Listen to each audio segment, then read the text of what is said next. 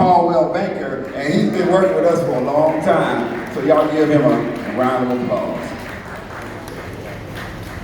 Good morning.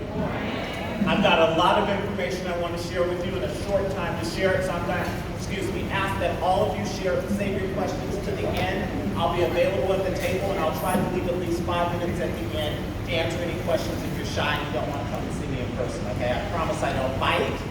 I want this to be informative. I want it to be fun. Buying a house is about building relationships. Would you agree with that? Okay, it's about the relationship that you have with your real estate agent. It's about the relationship that you have with your realtor.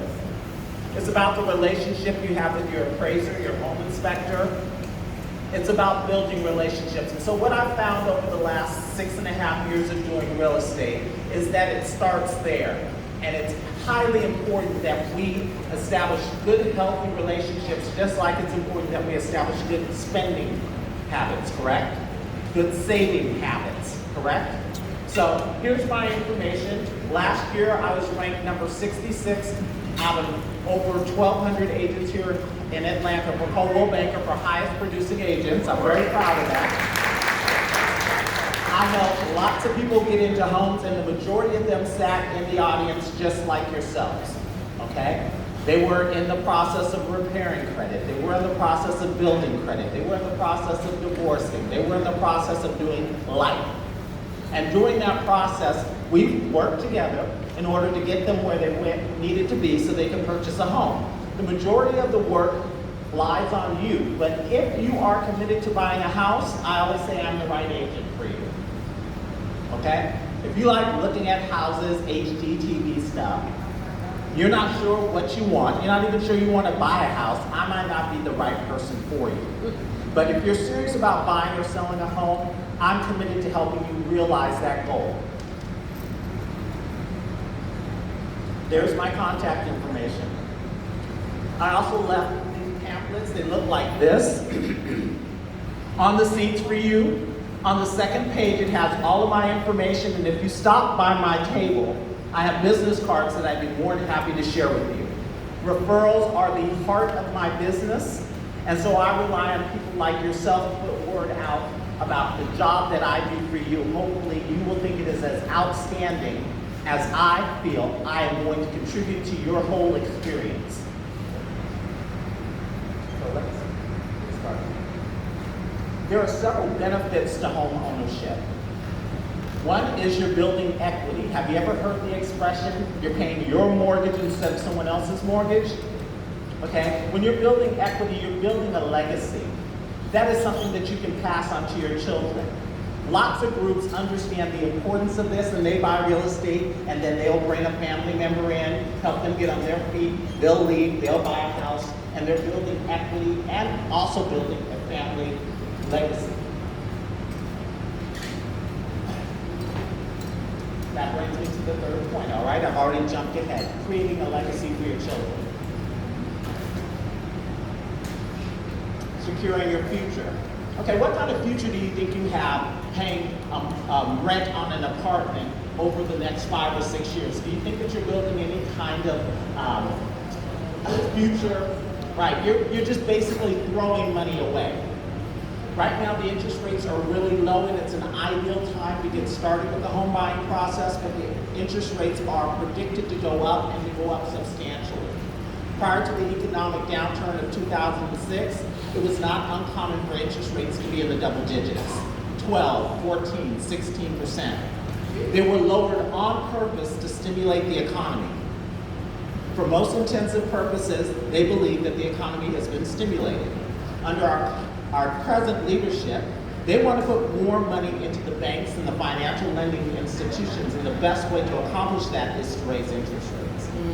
What that means to you is that, and I'm not a numbers person, that's why I always stay in my lane, and I will refer you to a lender or an advisor who is better with them than I am.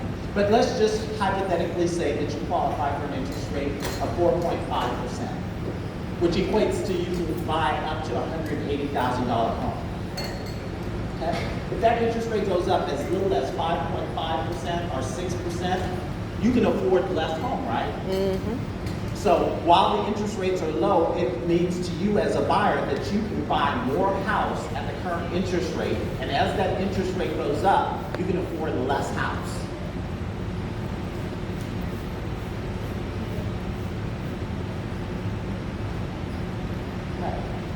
Current market situation.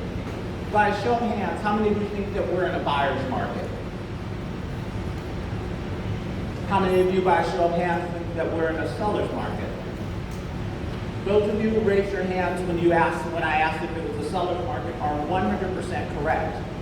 What that means in essence is that there are more of you, meaning buyers, who are looking to buy houses than there are currently houses for you to buy. That's why it's a highly competitive market. That's why after the economic downturn of 2005, 2006, now you're seeing all these new homes going up, right? New developments going everywhere. It's to meet this demand. So what that means to you as a buyer is that it's a highly competitive market, so you have to come with your best foot forward. You're not going to, if the person's asking $145,000 for the property and your agent does a comparative market analysis, which will check your home against other homes in the area, and says that's solid, we're not going to go in at 135. You may get only one opportunity to purchase that property because there are other people who are willing to pay what the house is worth, and the seller is not in a position where they have to go back and forth with you over a couple $1,000s. So bring your very best offer the very first time. How does a seller's market impact a buyer? Well, I just kind of alluded to that. It means that there are going to be multiple offers. How many of you have been out there looking for houses and have faced this, right? Getting outbid, someone else doing it. Well, that's why someone like myself is going to be beneficial to you, because there are strategies that I use that set me apart from other real estate agents. I'm not going to share them all with you, but one of the things that I do is I ask that my potential buyers be available to go out during the week. We all know that the majority of homes get shown and go under contract on the weekend, correct? So if you can take an extended lunch break, you're available to adjust your schedule to be able to show or see the property before you go to work or afterwards, or you have some vacation time that you can take and you're serious about purchasing a home, I'm going to ask that we work during that time frame, because by the weekend, the house that you saw on Wednesday is now under contract with someone else. Fewer choices, higher prices. That means it's a buyer, it's a supply and demand market, correct? So when there is lots of demand for a product, the prices go up. When there's not a lot of demand, we put it on sale, we reduce prices so that people will be motivated to come in and purchase our product. So sellers are getting top dollar for it. That goes back to that point I made about going in with your best offer. If the house isn't in fact worth $145,000, let's give them what they deserve for the property. I say it is about playing the same game from a different perspective that you would want played with you. If you were the seller of a property, would you accept $135,000 for your property you knew you could get $145,000 for? Absolutely not. Multiple offers speaks to that all over again. That's why we're going to go in with the best possible price, and I'm going to help you come up with that price. We are in partnership. We have built a relationship.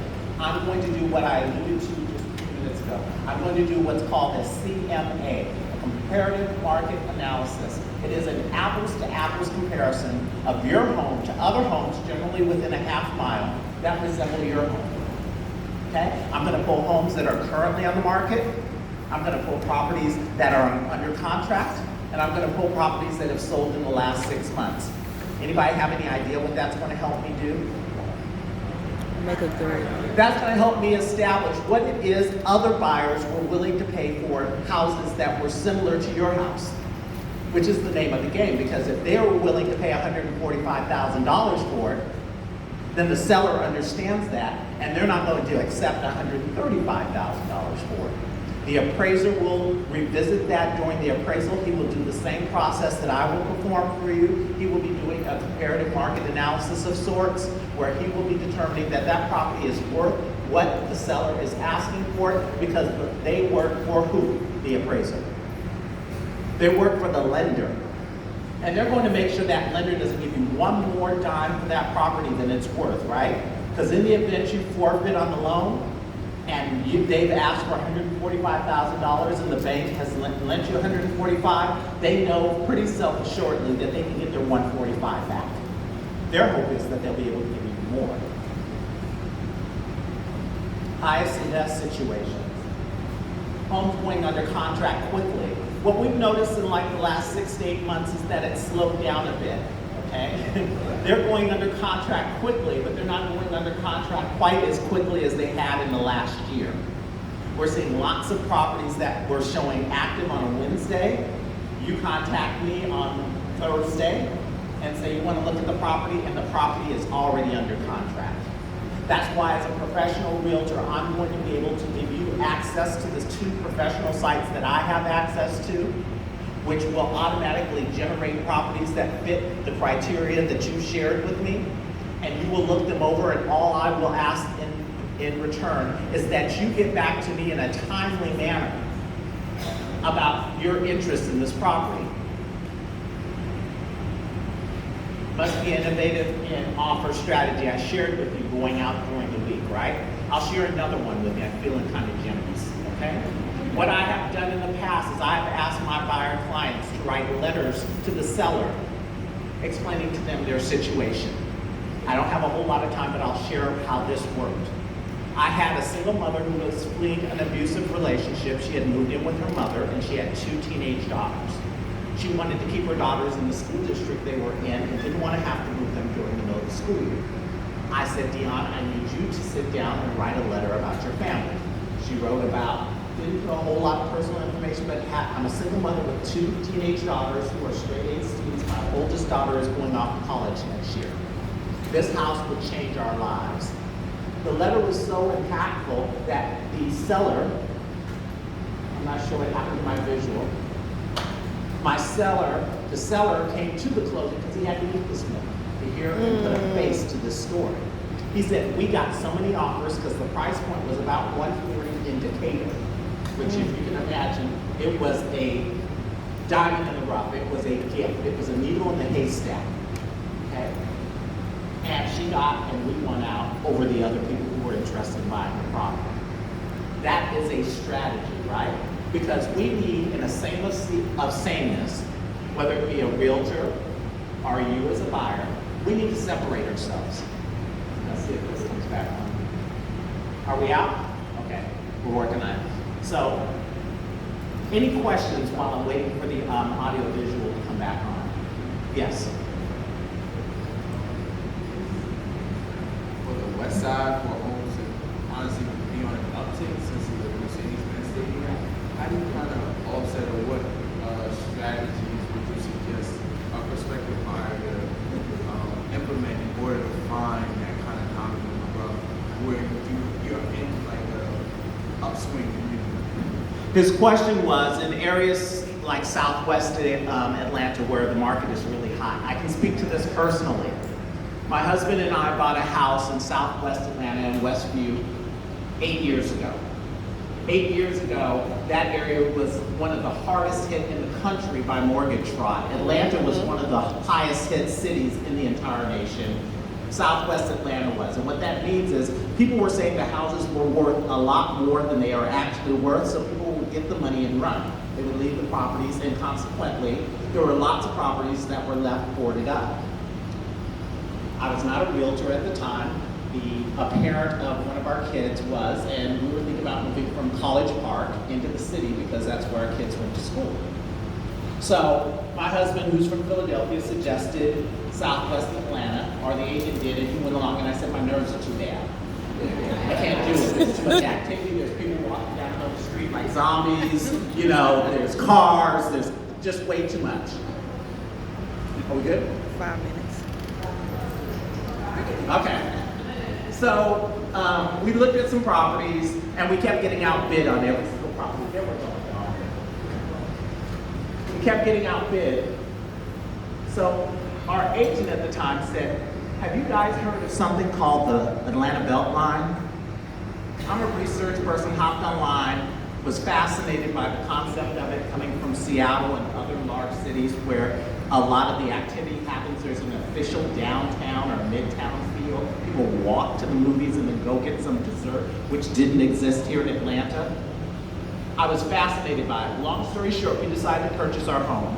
Not gonna tell you what we paid for our home, but we got our home, got down payment assistance, an additional $25,000 to pay down on the property as long as we lived in it for 5 years. It was our primary residence, and at least one of us was a first-time home buyer. The house next to us was Section 8. They got put out. We went to the house. The house was horrible. It sat for 4 years. Investors brought the property for about $65,000 or $70,000. That property sold a year and a half ago for $400,000. It's smaller than our house, and it doesn't have all the amenities that ours does. Okay? So what I'm saying is that we as people have to see the vision because other people see vision, right?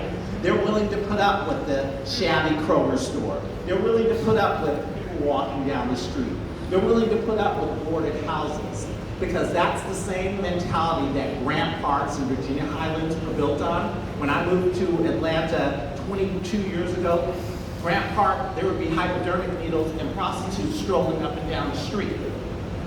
Okay, those houses are selling for $600,000 and $700,000. Yes, they are. But I want to get back on course here. Yeah, they are.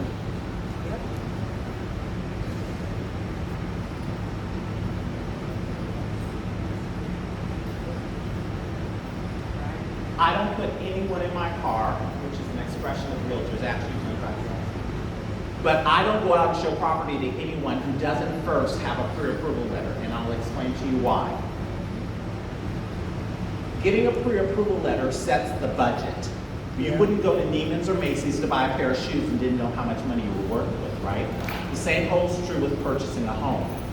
That house that you fall in love with prior to the pre-approval at $250 is going to make every house you look at when you get your pre-approval at $150 look horrible. Would you not agree? Because at $250, you're going to be in a different neighborhood and you're going to be able to get a different house. So we don't play that game. We make sure we know what the budget is before we get started. Path to success in this challenging market.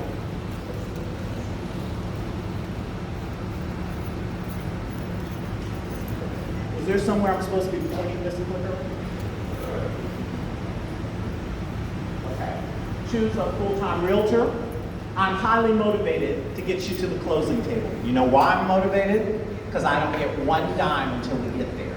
If I show you 1, 2, or 40 houses, I still make the same amount.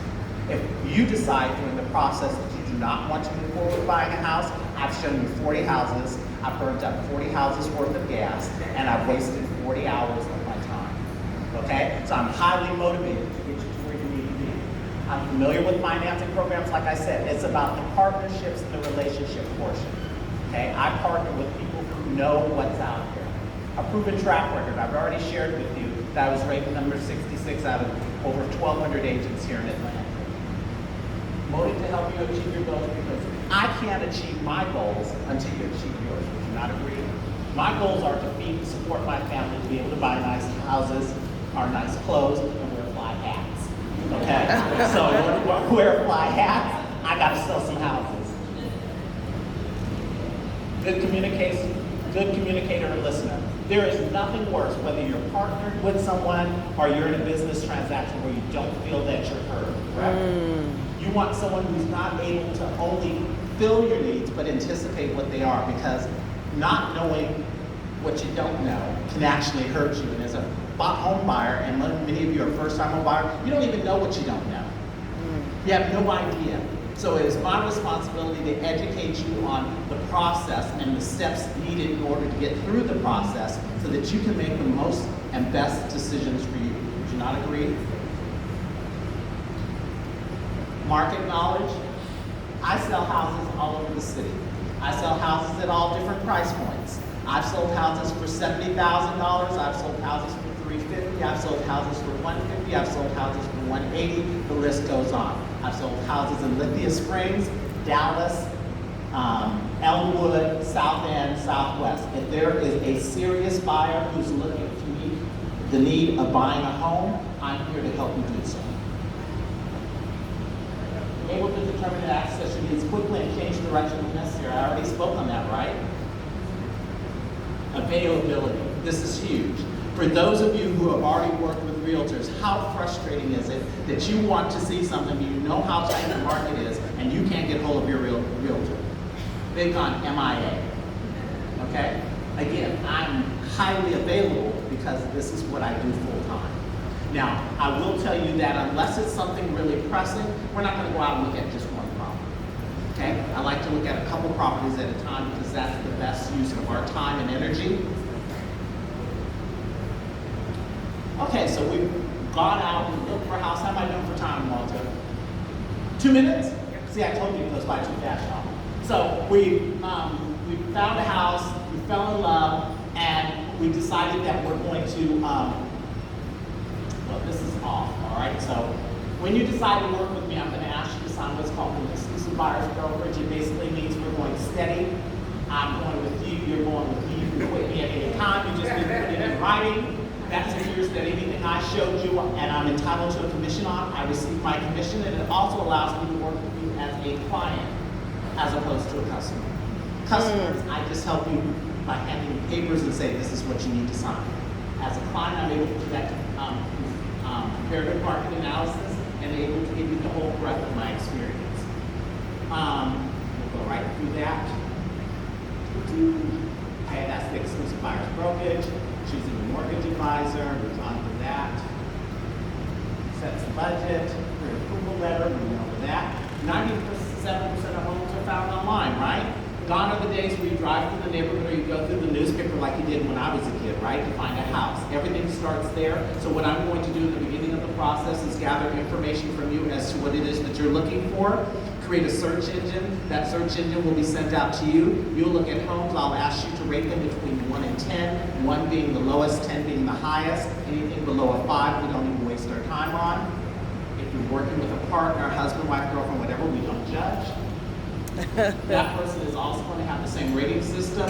You guys, when we go out to look at the property, I'm going to ask you, please come here. Nikki, so what would you rate this property? Nikki says a 6. I said, Nikki, what would make it a 10? She says, well, the closets were bigger and the yard was fenced in and it had off-street parking. I'm gathering information, right? Because now I know the next house I show Nikki, I'm going to have those things or at least a bit more. I say,